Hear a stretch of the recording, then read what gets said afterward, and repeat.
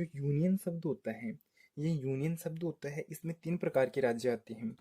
तो यहाँ पे हम देख सकते हैं टाइप ऑफ यूनियन। यूनियन के टाइप कितने होते हैं। यूनियन 3 प्रकार का होता है। एक होता है कोफेडरल, जिसको हम बोलते हैं परिसंघ। क्या बोलते हैं? परिसंघ। दूसरा होता है फेडरल, जिसको बोला जाता है संघ। और तीसरे को बोला जाता है यूनियन, और इसका हिंदी भी होता है संघ।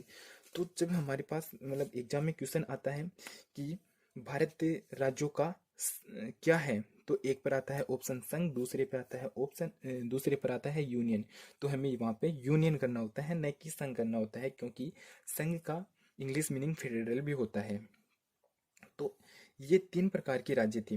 तो अब हम जानते हैं कि जो कोफेडरल और फेडरल और यूनियन क्या होते हैं। जो कोफेडरल होते हैं, इसमें जो छोटे छोटे राज्य हैं वो मिलकर एक देश का निर्माण करते हैं।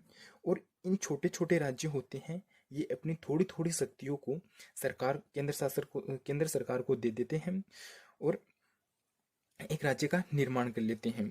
ये कोफेडरल होता है वो कमजोर संघ होता है। ये कोफेडरल होता है वो कमजोर संघ होता है, और इसमें कोई भी राज्य अलग आसानी से हो जाता है। ये तो होता है कोफेडरल। अब देखते हैं हम फेडरल। फेडरल क्या होता है? यह भी राज्य मिलकर एक देश का निर्माण करते हैं, और इसमें जो राज्य हैं वह अपनी शक्तियों थोड़ी थोड़ी शक्तियों को केंद्र सरकार को दे देते हैं। लेकिन इसके अंदर जो राज्य मिलते हैं वे एक एग्रीमेंट के द्वारा मिलते हैं।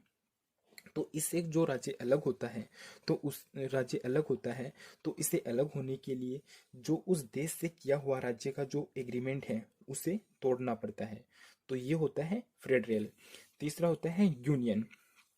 यूनियन होता है वह भी इसमें भी राज्य अलग अलग हो, इसमें राज्य होते हैं वह अलग नहीं हो सकते हैं। इसमें जो जो इसका जो प्रभाव है, इसका जो जो शक्तियाँ होती है वो केंद्र के पास ज़्यादा होती हैं। तो इसमें कोई भी राज्य कितना भी जोर लगा ले तो वो अलग नहीं हो सकता है। तो वो होता है यूनियन। इस प्रकार राज्य होते हैं कोफेडरल, फेडरल और यूनियन। ये फेडरल होता है ये बहुत ही कमज़ोर होता है। यह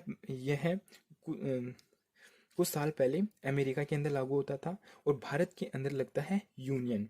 ये यूनियन लगता है, यानी कि भारत का कोई भी राज्य कितना भी जोर लगा ले वह भारत देश से अलग नहीं हो सकता है। तो ये है फेडरल, को फेडरल और यूनियन की कहानी।